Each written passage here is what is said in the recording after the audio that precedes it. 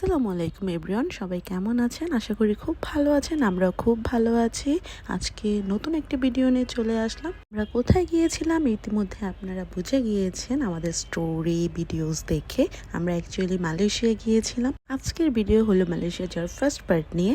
Actually আমরা Singapore যেতে চেয়েছিলাম, কিন্তু আনফর্চুনেটলি আমাদের ভিসাটা না হওয়ার কারণে আমরা ডিসিশন চেঞ্জ করি, দেন মালয়েশিয়া যাওয়ার ডিসিশন নেই। আমাদের ফ্লাইট ছিল 8:20 সকাল। সো আমরা রাতে একদমই ঘুমাইনি, গুজগাজের ব্যাপার স্যাপার ছিল। সব কিছু লাগেজ টাগেজ সব কিছু রেডি করে আমরা রাত 4:30টার সময় আমরা বের হয়ে যাই। তখন একদম হালকা হালকা সকাল হচ্ছে, দেখাই যাচ্ছে। এয়ারপোর্টে চলে আসতে একদমই আমাদের টাইম লাগেনি, বাসা থেকে তাড়াতাড়ি চলে আসলাম। আসলে আমি আমার ছোট বেবির জন্য একটু টেনশনে ছিলাম, কারণ ওকে নিয়ে এত দূরে যাচ্ছি। ও যেহেতু ব্রেস্ট ফিড করে না, ওর খাওয়া দাওয়া কিভাবে কি করব সব কিছু নিয়ে আসলে খুব টেনশনে ছিলাম। প্রচুর মানুষ ছিল তখন, এত সকালে এত মানুষ থাকবে আমরা ভাবতেই পারিনি। আমার ছোট বেবি থাকার কারণে আমাদেরকে একদম সিরিয়ালের ফার্স্ট দেওয়া হয়েছিল, এটা খুবই প্লাস পয়েন্ট ছিল। চেক ইন অ্যান্ড ইমিগ্রেশনে একদম আলহামদুলিল্লাহ কোনো প্রবলেম হয়নি, আমাদেরকে ফার্স্টেই দেওয়া হয়েছিল। ইমিগ্রেশন শেষ করে আমরা চলে গেলাম স্কাই লাউঞ্জে কিছু খাওয়া দাওয়া করার জন্য। ট্রাভেলের জন্য স্ট্রলারটা মেইনলি কিনা, কারণ বেবির কমফোর্টেরও একটু জিনিস রয়েছে, কারণ ও ঘুমাবে, খাওয়া দাওয়া করবে। তো স্ট্রলার থাকলে এই জিনিসটা অনেকই ইজি হয়ে থাকে, তো এটা অনেক হেল্পফুল হয়েছে আমাদের জন্য। স্ট্রলারটি ছিল বাবা হাউ ব্র্যান্ডের, ফোল্ড করে লাগেজের মতো ক্যারি করা যায়। ভেবেছিলাম লাউঞ্জেও মানুষ হয়তো বা কম থাকবে, যে না, ভালো মোটামুটি মানুষজন ছিল। কারণ আমরা যেদিন গিয়েছিলাম ওই দিন আসলেই এয়ারপোর্টে অনেক মানুষের ফ্লাইট ছিল। দেন ওখানে আমরা রেস্ট নিচ্ছিলাম, বাচ্চাকে খাওয়াচ্ছিলাম এবং আমরাও খাওয়া দাওয়া করছিলাম। অনেক কিছুই ছিল, সবই ভালোই ছিল, আমরা ভালোই খেয়েছি। তখন অলমোস্ট সকাল 7টা বাজে।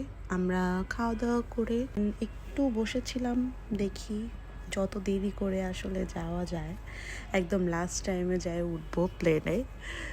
আমার বাবুটা ঘুমাচ্ছিল, তাই ভাবলাম একটু দেরি করে যাই, আস্তে ধীরে যাই, কোনো সমস্যা নাই, আমাদের ছেড়ে তো আর চলে যাবে না। তো বলতে বলতে 8:30 বেজে গেল। দেখলাম অনেক মানুষ, সবার জন্যই হয়তো লেট হচ্ছে। পরে ফ্লাইটটি ছাড়তে 9টা বেজে গিয়েছিল সকাল। হ্যাঁ, তখন আমরা এই যে প্লেনে মাত্র প্রবেশ করছি, তখন আমার বাচ্চার যে স্ট্রলারটা দেখতে পাচ্ছেন, এটা এখানেই জমা দিয়ে দেন আমরা ভিতরে ঢুকি। আমরা ইউএস বাংলার টিকিট বুক করেছিলাম।